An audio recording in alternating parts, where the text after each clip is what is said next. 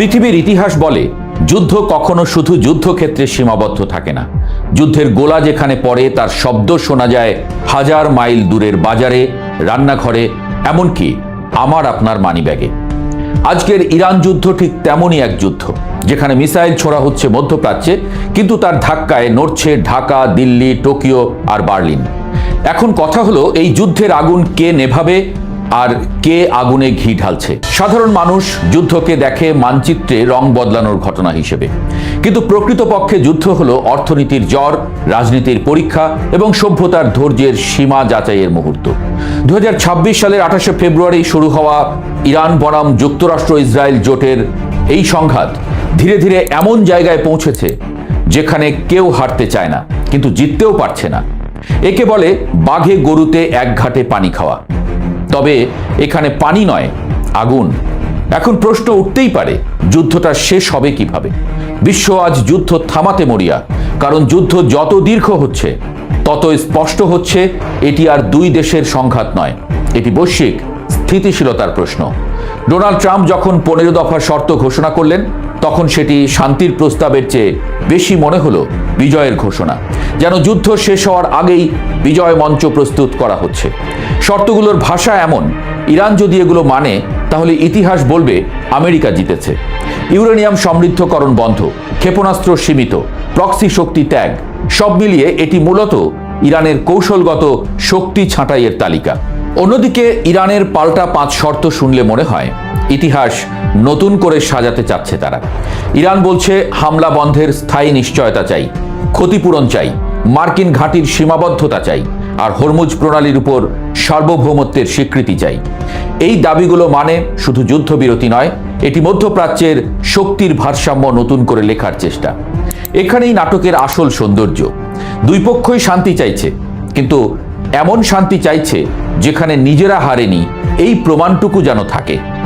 যুদ্ধের এক অদ্ভুত নিয়ম আছে, যুদ্ধ শুরু হয় আত্মবিশ্বাস দিয়ে, কিন্তু শেষ হয় হিসাব নিকাশ দিয়ে। এখন সেই হিসাবের সময় এসেছে, কারণ যুদ্ধক্ষেত্রে যত ক্ষতি হয়েছে তার চেয়ে বড় ক্ষতি হয়েছে অর্থনীতিতে। হরমুজ প্রণালী বন্ধ হয়ে যাওয়ার পর পৃথিবী হঠাৎ বুঝতে পারল বিশ্বায়ন আসলে কতটা ভঙ্গুর। পুরো পৃথিবী আসলে এক সুতোয় গাঁথা। তেলের জাহাজ থামলে শুধু জ্বালানি নয়, থেমে যায় শিল্প, পরিবহন, খাদ্য সরবরাহ, সবকিছু। আন্তর্জাতিক জ্বালানি সংস্থার ভাষায় এটি 1973 বা 1979 সালের সংকটের চেয়েও ভয়াবহ পরিস্থিতি তৈরি করেছে। বাংলাদেশের মতো দেশের মানুষ হয়তো ভাবছে, এত দূরের যুদ্ধ আমাদের কি করবে? কিন্তু বাজারে যখন জ্বালানির চালান না পাওয়ার কারণে চাকা বন্ধ হয়, পরিবহন খরচ বাড়ে, তখন যুদ্ধের দূরত্ব শূন্য হয়ে যায়। যুদ্ধ তখন সংবাদ নয়, যেন ঘরের বাস্তবতা। এই পরিস্থিতিতে কাতার, তুরস্ক, মিশর, পাকিস্তান সবাই মধ্যস্থতার চেষ্টা করছে, কারণ তারা জানে যুদ্ধ দীর্ঘ হলে কেউ নিরাপদ থাকবে না। মধ্যপ্রাচ্যের আগুন কখনো সীমানা মানে না। কিন্তু শান্তির পথে সবচেয়ে বড় বাধা অস্ত্র নয়, অবিশ্বাস। গত কয়েক বছরে এত চুক্তি ভেঙেছে যে এখন কোনো পক্ষই অন্য পক্ষের প্রতিশ্রুতি বিশ্বাস করতে চায় না। ওমানের মধ্যস্থতায় প্রায় হওয়া পরমাণু সমঝোতার মাঝেই সামরিক অভিযান শুরু হওয়ায় এই অবিশ্বাস আরো গভীর হয়েছে। মার্কিন গবেষক উইলিয়াম জার্টম্যান একটা ধারণা দিয়েছিলেন, অর্থাৎ এমন অবস্থা যেখানে যুদ্ধ চালিয়ে যাওয়া উভয় পক্ষের জন্যই অসহনীয় হয়ে ওঠে। তখনই সমঝোতার দরজা খোলে। বর্তমানে সেই লক্ষণ স্পষ্ট।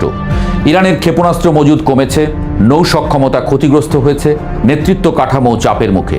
আবার অন্যদিকে যুক্তরাষ্ট্র মুদ্রাস্ফীতির চাপ অনুভব করছে, ইউরোপ জ্বালানি সংকটে, বিশ্ববাজার অস্থির। অর্থাৎ যুদ্ধ কেউ জিতছে না, আবার হারছেও না, কিন্তু দাঁত কামড়ে পড়ে আছে। এই অবস্থায় ট্রাম্পের সাম্প্রতিক বক্তব্য রাজনৈতিকভাবে অত্যন্ত তাৎপর্যপূর্ণ। তিনি বলছেন বড় বিষয়ে সমঝোতা হয়েছে। এটি কূটনৈতিক ঘোষণা যতটা, তার চেয়ে বেশি অভ্যন্তরীণ রাজনীতির বার্তা। যুদ্ধ থেকে সম্মানজনক বের হবার পথ তৈরি করা, এটিও এক ধরনের কৌশল। কারণ সুপার পাওয়ার কখনো স্বীকার করে না যে সে ক্লান্ত হয়েছে, সে বলে মিশন সম্পন্ন হয়েছে।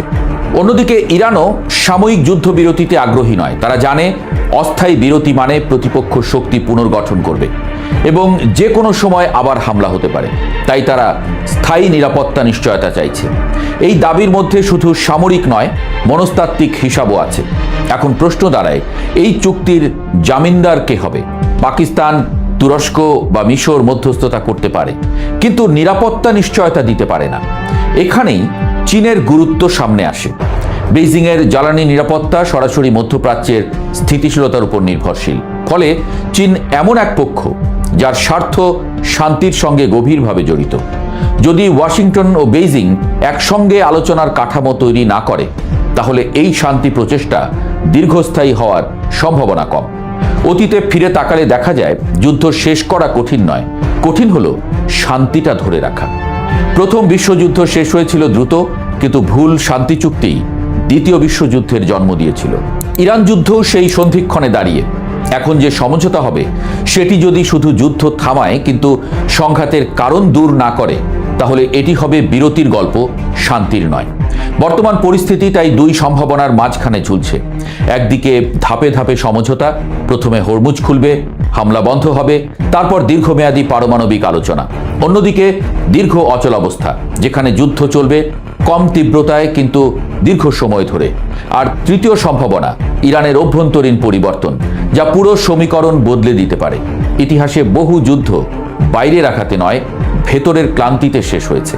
আজ পৃথিবী যে কারণে যুদ্ধ থামাতে মরিয়া, সেটি মানবিকতার জন্য যতটা, তার চেয়ে বেশি বাস্তবতার জন্য, ব্যবসায়ের জন্য। বিশ্ব অর্থনীতি আর এই চাপ নিতে পারছে না। আধুনিক যুগে পূর্ণ বিজয় বলে কিছু নেই, আছে শুধু ক্ষতির মাত্রা কমিয়ে আনার চেষ্টা। মধ্যপ্রাচ্যের আকাশে এখনো ড্রোন উঠছে, কূটনীতিকরা এখনো বৈঠক করছে, আর বিশ্ব অপেক্ষা করছে কে আগে চোখ নামাবে। কারণ কখনো কখনো শান্তি আসে সাহস দিয়ে নয়, ক্লান্তি দিয়ে। এবং সম্ভবত আমেরিকা, ইসরায়েল, ইরান যুদ্ধ এখন সেই ক্লান্তির দোরগোড়ায় দাঁড়িয়ে আছে। যুদ্ধের শেষে দেখা গেল যে যার মতো করে জয়ী, শুধু পৃথিবীটাই হেরে গেল। আর সত্যিটা সম্ভবত সেটাই।